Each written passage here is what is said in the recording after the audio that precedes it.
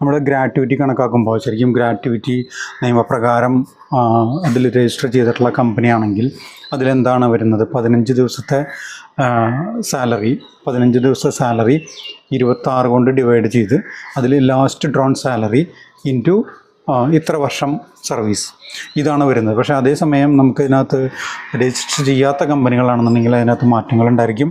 അതുപോലെ നമ്മളുടെ seasonal employees ആണെന്നുണ്ടെങ്കിൽ സീസൺ വൈസ് ജോലി ചെയ്യുന്ന ആളുകളാണെന്നുണ്ടെങ്കിൽ അതിൽ ഗ്രാറ്റുവിറ്റിയിൽ മാറ്റങ്ങളുണ്ടായിരിക്കും.